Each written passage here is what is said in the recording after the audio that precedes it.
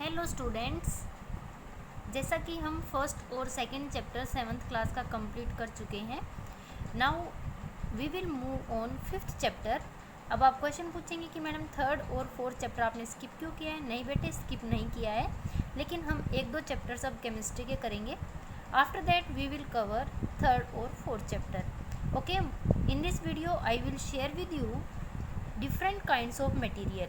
देखिए बच्चे, जैसे ये पेन है, पेंसिल, टेबल, चेयर, ब्रिक और खाने पीने की जितनी भी वस्तुएं आपके सराउंडिंग में आपको दिखाई देती हैं, सभी के सभी मटेरियल्स होते हैं। मटेरियल्स को हिंदी में हम पदार्थ बोलते हैं। इस कंप्लीट चैप्टर में हम कुछ ऐसे साइंस के मटेरियल्स के बारे में पढ़ेंगे, मीन्स ऐसे साइंटिफिक टर्म्स के बारे में हम नॉलेज लेंगे। जैसे एसिड्स क्या होते हैं, बेस क्या होते हैं, एसिड की क्या क्या प्रॉपर्टी होती हैं, मैं बिल्कुल आपको क्लियर करूँगी, क्योंकि बच्चे 9-10 तक पहुँच जाते हैं, उनको एसिड और बेस का कंसेप्ट क्लियर नहीं होता। उससे पहले मैं आपसे रिक्वेस्ट करती हूँ कि मेरी एक वीडियो है जिसमें एटम, एलिमेंट, केमिकल कंपाउंड, इसके बारे में डिटेल से बताया हुआ है। थोरोली मैं इसमें भी बताऊँगी, लेकिन आप डिस्क्रिप्शन बॉक्स में जाके लिंक देखिए और वहाँ पे आपको डिटेल्ड वीडियो का लिंक मिल जाएगा। चलिए चैप्टर स्टार्ट करते हैं। देखिए भाई, जो भी मटेरियल्स आपके सराउंडिंग में हैं, सभी एटम से मिलके बनते हैं, एलिमेंट से और कंपाउंड से। अब क्वेश्चन राइज होता है, बच्चों को टर्म्स क्लियर नहीं होती। Atom is the smallest particle, ये सबसे छोटा पार्टिकल होता है जो कि किसी केमिकल रिएक्शन में टेक पार्ट करता है। Element is the constituents of all matter, जितने भी मैटर होते हैं वो एलिमेंट से मिलके बने होते हैं। कंपाउंड में आपके पास 2 और मोर डिफरेंट एलिमेंट्स कंबाइन करते हैं एक फिक्स रेशो में। जैसे मैं आपको यहाँ बता देती हूँ, जैसे मान लो मेरे पास है भाई वाटर का मैं यहाँ पे एग्जांपल ले लेती हूँ। Sorry, this is water, this is hydrogen बच्चों, and this is oxygen. Hydrogen, it has atomic mass 1, here 2 hydrogen atoms are present.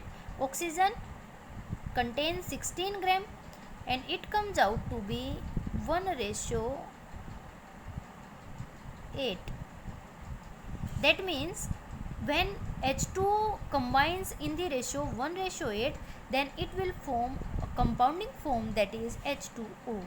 Molecular form and molecular formula of water is H2O. Okay बच्चों, याद रखना। Next हम बात करते हैं, chapter की तरफ मूव करते हैं, एसिड और basic substances. First we will see what are acids. बच्चे, acids are sour in test, खट्टे होते हैं। एसिड जो वर्ड है वो डेराइव हुआ है लैटिन भाषा से एक्केरे, जिसका मीन्स होता है सोर। सोर टेस्ट जिन भी सब्सटेंसेस का होता है उनको साइंस में हम एसिडिक बोलते हैं। जैसे आपके पास विनेगर, सिरका, एसिटिक एसिड प्रेजेंट होता है।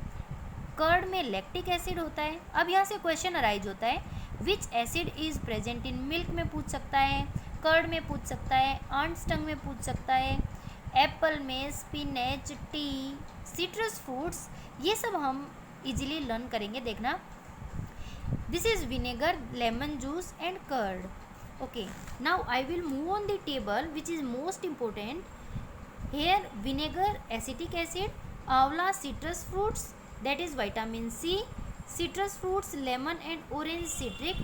This is most important, ants tongue, that is formic acid is present. In spinach, oxalic acid is present.